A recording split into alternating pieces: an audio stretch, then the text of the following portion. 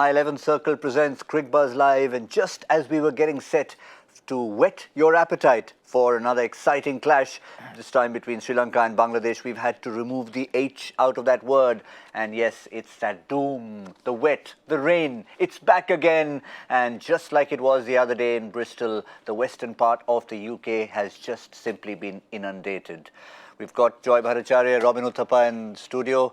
Robin, not good news for cricket fans in general, but this one was shaping up to be a good, well-oiled clash, wasn't it? This would have been an exciting contest for sure, knowing that one team is playing, Bangladesh are playing for pride of how well they've developed as a team over the last few years, and Sri Lanka will be playing from the perspective or from the point of obviously playing with a lot of pride for their country and knowing that their cricket's going through a little bit of restructuring, if I may say so, and so they'd want to be on a positive note, and beating someone like Bangladesh would give them a lot of confidence. So definitely very interesting clash. Unfortunately for the weather in England, it would have been a great game. And we've talked so much about Bangladesh, Joy. I mean, whether we've joked about it or not, the fact is they've been playing some excellent cricket, and if they look at their list of 9 games, this is one that they would have put 2 points down for. Yeah, absolutely. I mean, that's my point. That both these teams will be looking at that and saying that, if they had a washout against Australia or India, they'd take it. They'd take it, they'd take that 1 point and walk away. Both the teams are feeling hard done by because they feel if this did not rain, this was a match we had a genuine chance of winning. And Bangladesh would because, they'd fancy themselves. Sri Lanka would because if they look down the order, they'd say that maybe Afghanistan is the only team which they've already played who they think they're going to have a comparatively easy match. Bangladesh is probably in their heads their second easiest match. It may not be, but that's why both teams will be disappointed and both will be sitting on the edge of the seats to see if it becomes a 20-over game. I feel also if the game shortens, it actually helps Sri Lanka much more than it helps Bangladesh at this point in time. Yeah, just clarifying, in their heads, not in our heads. In our heads, it's a very one-sided contest from Bangladesh's point of view. But, if you have to have a look at it, we still haven't ruled out play. That's far from it. It's raining at the moment. There have been patches of dry that have been coming through. So for the moment, all we need to do is wait and try and focus on what's happening in other cities. One of them being Nottingham, which is where the Indian team have arrived with not the greatest bit of news because we saw the attention being given to Shikhar Dhawan's thumb. And what is confirmed for sure is that he will miss the next match. How much more he misses beyond that, we don't know yet, Robbie, but you know all about what it is to have a fracture. Well, if it's fractures, it depends on what kind of fractures it is. If it's an hairline fracture, then you know that it's maybe 10 days, 2 weeks, you'll be okay. But if it's a proper fracture, then it's going to be a minimum 3.5 weeks. And if he's going to look to play, then definitely, I think 3 weeks for sure. You know for a fact that he will, if it's a proper fracture, he will miss 3 weeks. But you had an interesting point of view because we were just naturally in conversation saying, okay, fine, Shikhar Dhawan out for 3.5 weeks. Who'll be flying as the replacement? Hang on. Do we even need to fly? No, absolutely not. As in, you've selected 15 guys out there. There are really top-class batsmen within that side itself. Stick to what we've got. Shikhar Dhawan will be invaluable in the knockouts for India. Do not send him back. Let him stay with the team. He's someone who had so much value within that group, even as just someone who's not playing. He will add a lot of value. He'll keep the dressing room atmosphere light and cozy, and he'll keep it extremely funny. So you need a character like him in the dressing room. Do not send him back. Fair enough. That said it just like we expected him to say it, but what we are sure is that when it comes to playing New Zealand in Nottingham, they will not have Shikhar Dhawan, so KL Rahul, the obvious replacement opener, who comes at number 4. I'm so glad that the number 4 question at back. some point in time you said number 4 was over. I think just Danish said he's just made such a furor about it that you have to bring it back. 2 things I find very interesting. One is that, look, the knock was on Sunday evening. Okay, what is it today? It's Tuesday.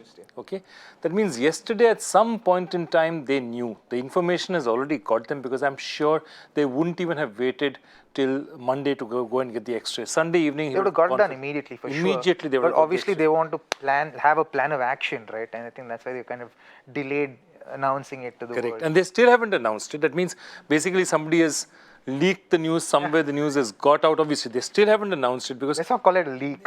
It's just word of mouth has gotten the news around. Yeah. The only thing that leaks Leak is such a negative term, right? The only thing that leaks is water. Yeah. Like in the dressing rooms of Bristol, there'll be lots of water around there. Nothing else leaks. Let's not call it I know leaks is a sensitive topic. Let's not. I can completely understand. I've been there myself in 2009. Yeah. Leaks is a sensitive topic, but yeah, I mean, the point of it is now that people know, I think it's important for the Indian now, the dressing room, the Indian team management to quickly put this to rest and say, okay, this is it. He's out for this much time. He's not out for this much time. And we are calling for a replacement or not. I tend to agree with Robbie completely that the record that Shikhar Dhawan has in this kind of format of the game, he averages almost 10 to 12 runs more in ICC tournaments than he does normally. I mean, look at that in 65.16 in the big games. 600s. Yep, he's a he's a big player in big match situations. You will never, I mean, to rule him out of the tournament unless your back is to the wall and you know that he's not going to be okay for 8 weeks, I can't see them doing that. But if they did, they need to put this matter to rest now. Because I always believe that the more you delay saying things and putting it out explicitly, the more people have a chance to talk about it, speculate about it. Put the speculation to rest. And it's important they do so today. Sort of like Otis Gibson did with the whole AB de Villiers issue.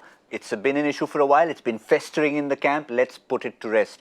And that's exactly. But what we have not put to rest yet is that number 4 slot. So for me, for me, DK versus in VS. all honesty, it's two people, one or two people. Personally, I think DK should walk into the side, and I still think I've always been of the belief that, or the conviction that MS should bat at number 4.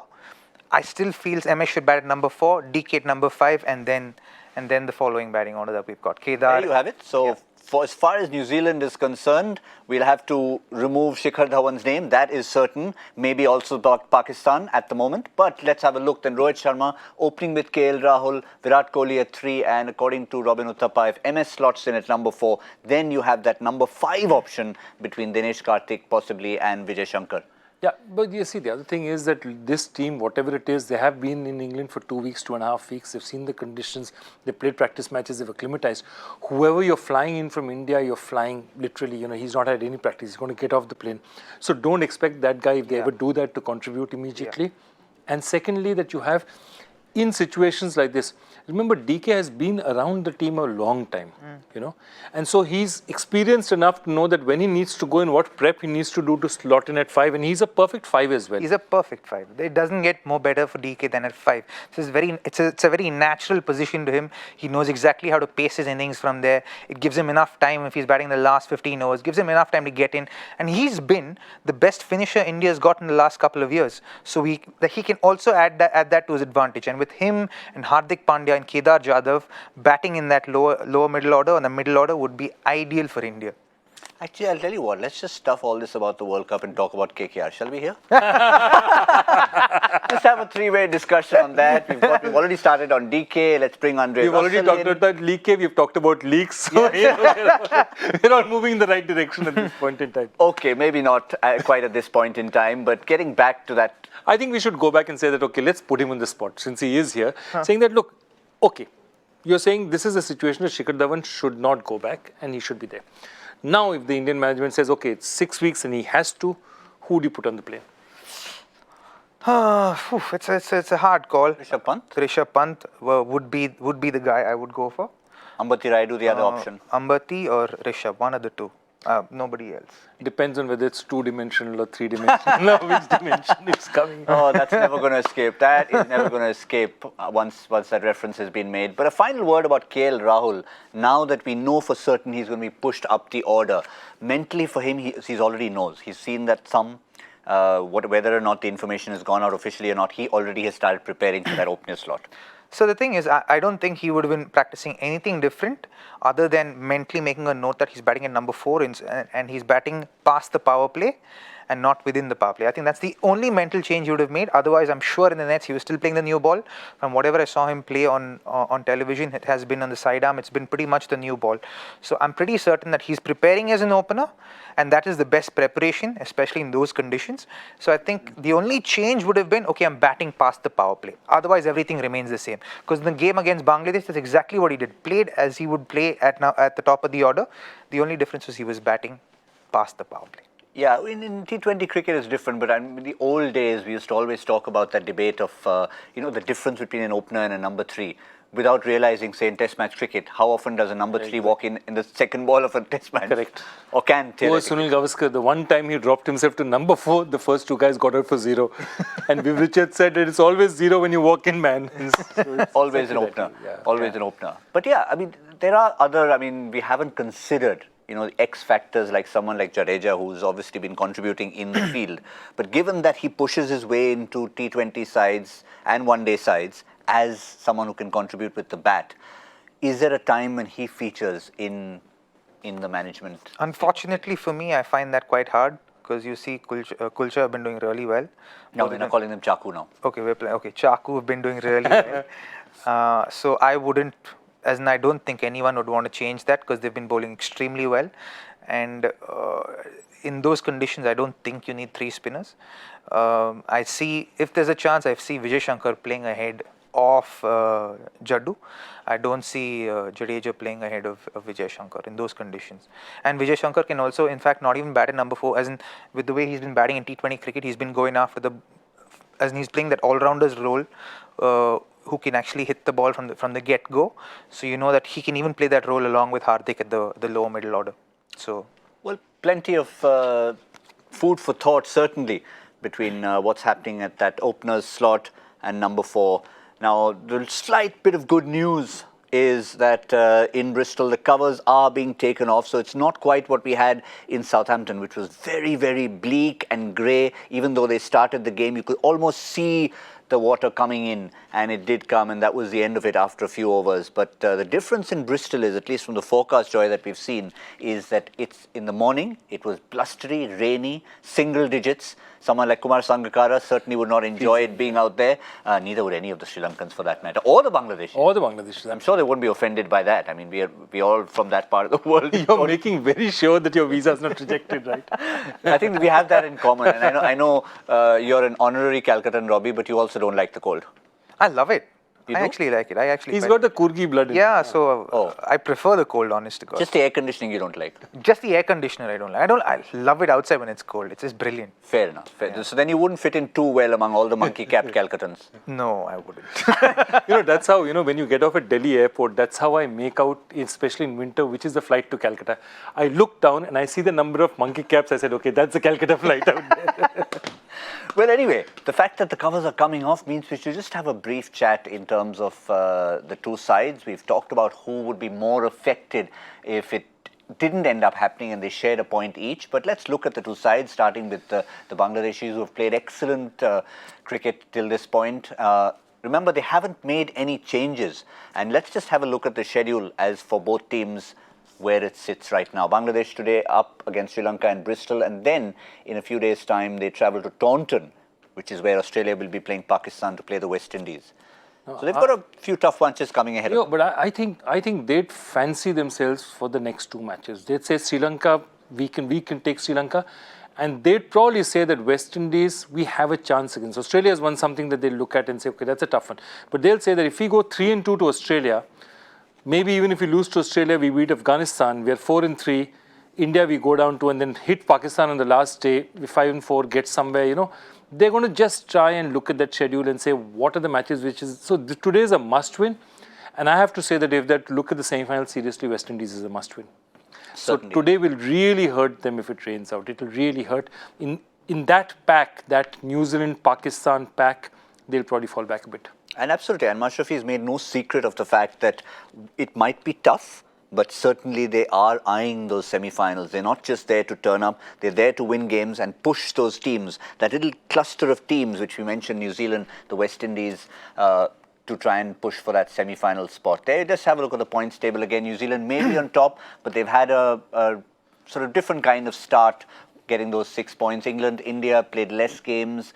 Australia on 4 points, and the cluster really begins with the West Indies, New Zealand, Pakistan, and then if you can throw Bangladesh into the mix. Yep, absolutely. And it's an interesting, it's really, you know, the A category, the B category. New Zealand would feel a bit hurt that we are not putting them in the A category, but I don't think they've seriously been tested as yet, you know, and once they're tested, it'll be interesting to see how New Zealand performs.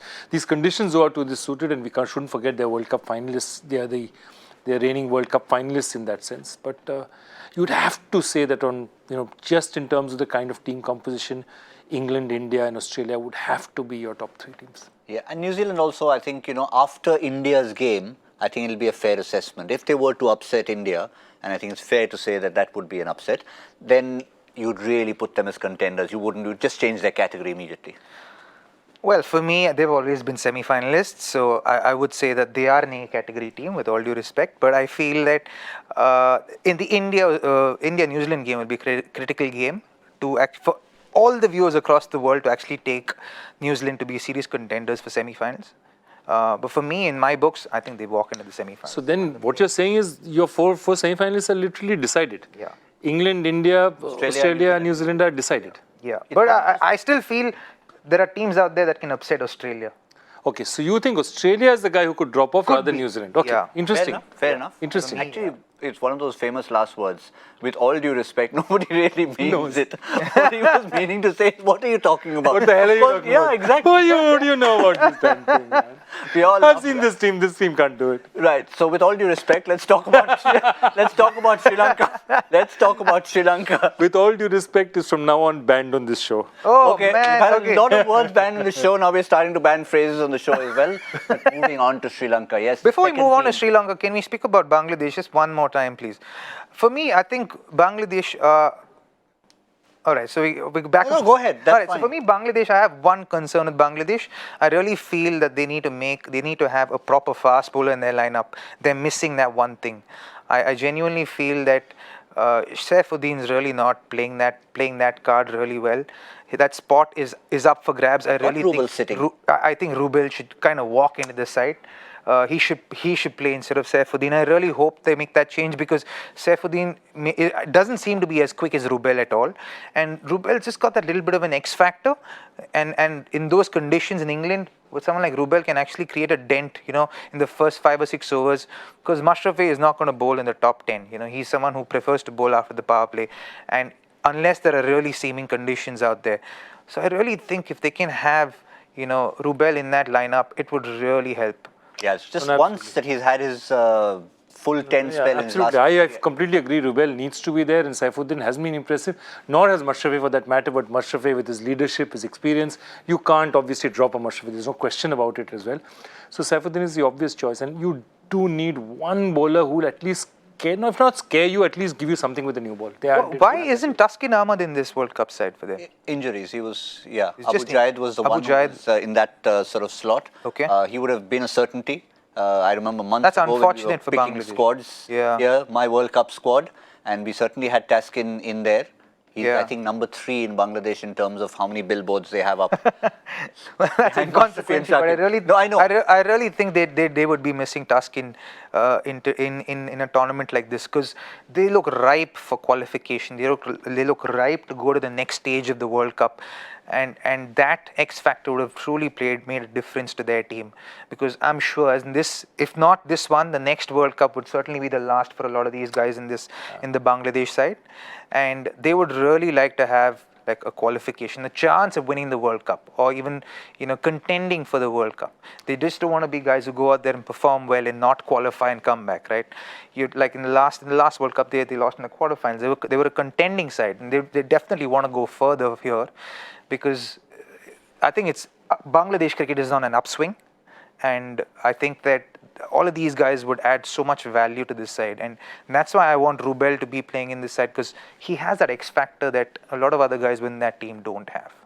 And he's right. I mean, Taskin represents that breed of new generation Bangladesh players who are out and out specialists. They're not bits and pieces players. We saw a lot of them in the 80s and 90s, talented, but essentially glorified club cricketers. Not only that. I mean, those were the days where a Bangladesh cricketer, they'd be happy that Akram Khan got a 50. Not that Bangladesh won, because that wouldn't even be come into their consideration set. Yeah. Now Bangladesh is a very different team. They beat teams not just in Bangladesh, they beat them in other parts of the world as well. So they're a very different proposition. But in fact, you're saying about, I think, other than Shakib, I can't see Mashrafi lasting another 4 years. No, not Mashrafi. Mashrafi's gone anyway, that's for sure. Mushfiqur, He knows Mushfiqur his... might, this one might. Mushfiqur, I definitely Tamim? think Mushfiqur might.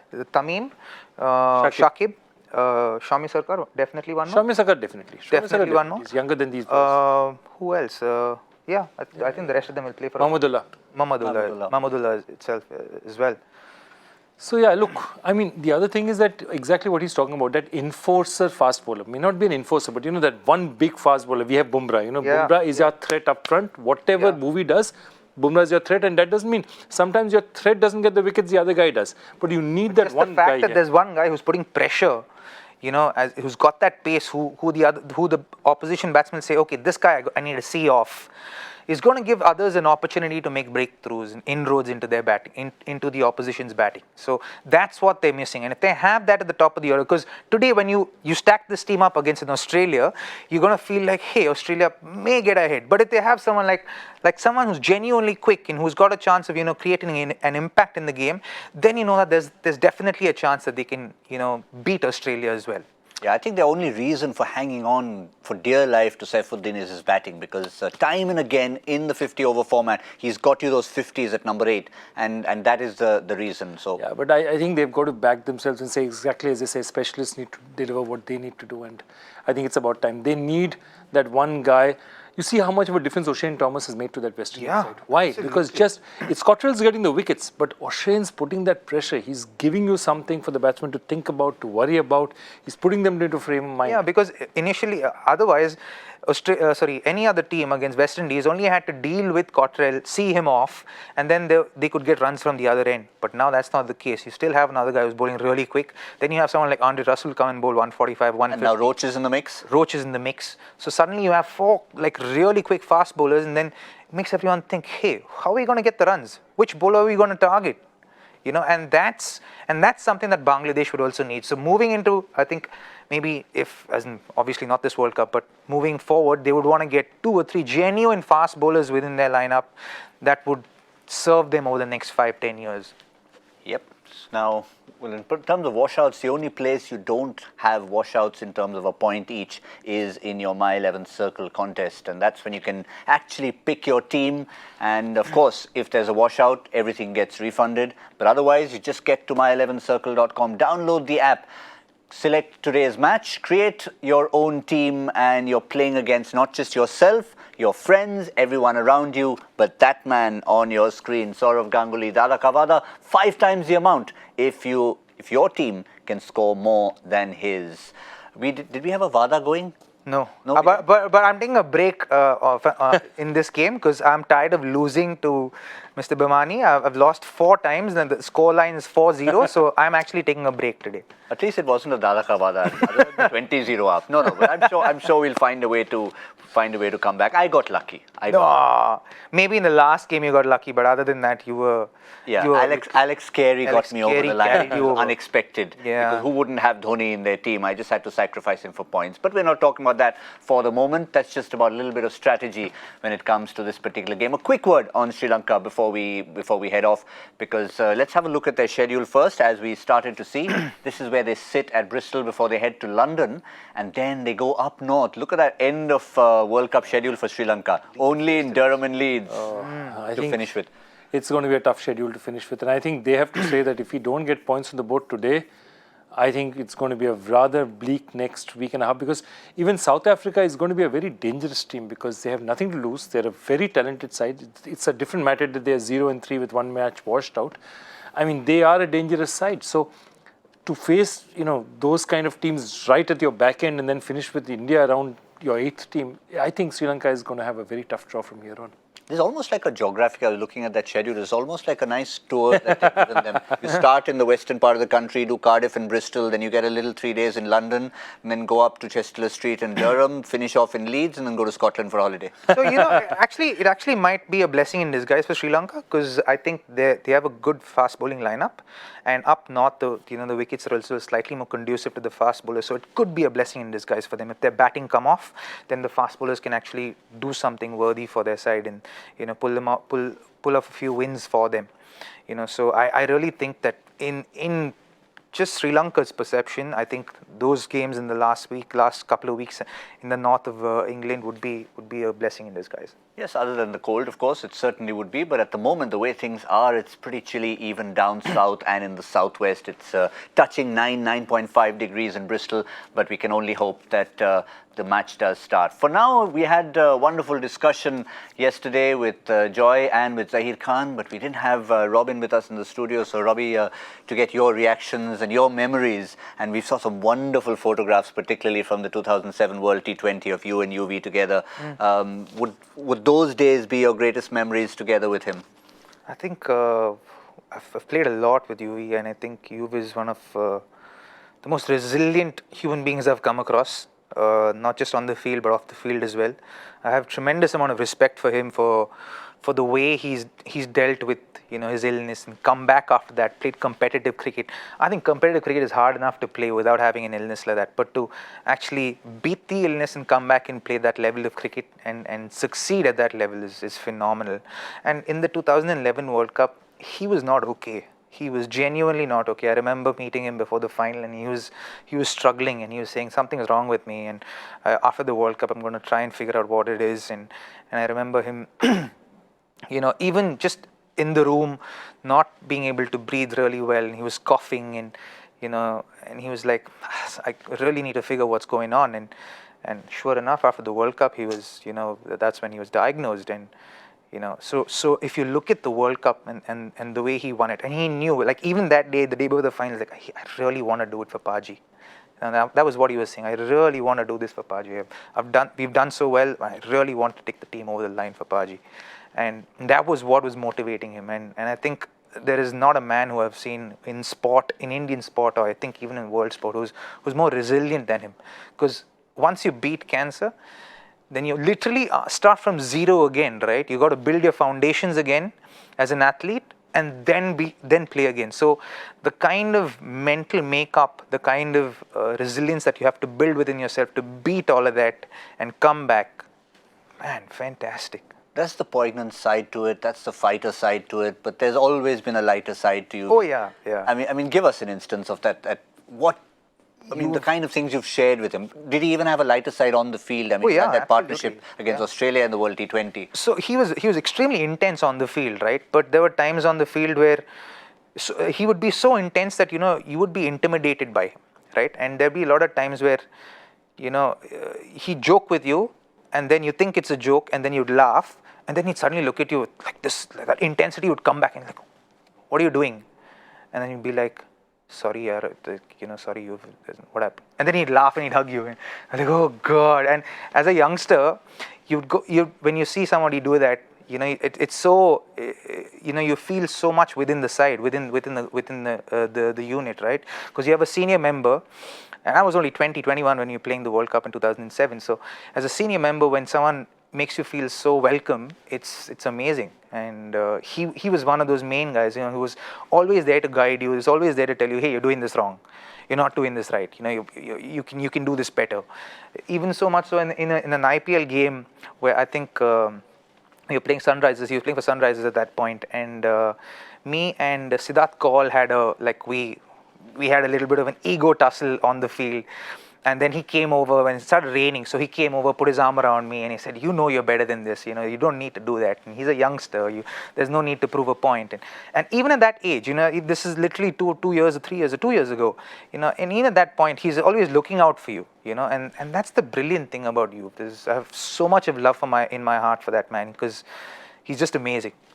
Joy, one image that sticks is when the famous, we've talked so much about that particular game, we had a memory lane down with the Dimitri Mascarenas game. So Yeah. he would have been someone who was hurting, having been hit for 5-6. He was the first guy to run in. Exactly, and we were all worried that he had injured you because he jumped on you. So basically what happened, he was so happy, and because our security was coming into the ground as soon as the match got over, he ran, like he was running from behind the security, and the security thought there was someone running from the crowd, and he tried to stop him, and he saw it's UV, he jumped out of the way, and UV wanted to jump on me and like throw me down.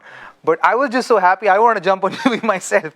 So, and then we just kind of met halfway, and then he was like, oh, then I realized just through body language that he wants to pin me down on the ground and hug me. So then I later gave in to him. So there's a picture of him, like he's trying to push me down onto the ground, but I'm like resisting because I'm trying to jump on him as well. It's a great memory for me. It certainly is. So have you decided to dig up a few questions related to UV, or do we have to wait a couple of more days? A couple of more days. I thought I'd do one UV today, but not today. Okay. We'll wait for the India match to do that. So Done. This is a slightly different one, interesting one though. It has to do, Indians, who's the last Indian bowler to get a 5-wicket haul in his final test innings. That means that very rarely do you get 5 wickets and then don't play again for the country. This guy did it. Who's he? Very interesting. I mean, whenever you look Was it their last match of their career, or? This is the last test of their career. Last test of their career. I mean, we've had. They finished. And then they've retired. Yeah, done. That was the last. I mean, forget whether they retired at that point or they played ODIs later, but that was the last test match this person played. Got 5 wickets, never played another test. In fact, that's a fascinating discussion. I mean, one of the person that comes to mind when it comes to batting is, of course, Jason Gillespie, who got a double 211, yeah. and then never played again. Yeah. But Lots such interesting. Great In chap India, you'll finished find them a century. dime a dozen, yeah, because we have the volume of talent within our country is humongous. So, So either you say the volume of talent is good or our selections have been really crazy. let's just say the volume of talent. Well within the played, country. Robin. No, but because with all due respect, no, but I'm just saying this simply because the volume of talent is so good. Hence the selectors can do those things, right? If there wasn't enough players within the system, then they wouldn't be able to do this. It's because there's so much of cricket. I mean, today you can play 3 Indian sides and still be competitive around the world. there you go. It's actually true. I mean, from It's the so last true, 10 years yeah. onwards with media, with how much... Actually, it's also the discovery of talent. And there must have been so much so talent in the much 80s volume. and 90s which we never knew about. Like the number of cricketers playing here in Bombay itself would be more than the number of cricketers playing in Australia and New Zealand and South Africa put together. There you go. That puts everything into perspective. Yeah, what really. Australia did many years ago and put a second team in their tri-series and made it into a 4-way series. I think India can afford to do that now. Yeah, India should do that. Yeah, India certainly should do Gives that. us a lot more opportunities. But there's a reminder once again, final test innings, 5 for. Who's the last Indian cricketer to do that? And that's your Joy Factor question. Hashtag Cricbuzz Live. Get your answers in. And of course, as we said, if you have questions of your own to contribute, feel free to give those in. We'll give especially Crick Rohit a good mention if he can find us a real good question which Joy can't answer. That's all we have for the moment. We'll keep an eye on the covers in Bristol. And as soon as we come back with news, of course, we'll bring it straight to you. And then we'll be back with My 11 Circle Presents Cricbuzz Live.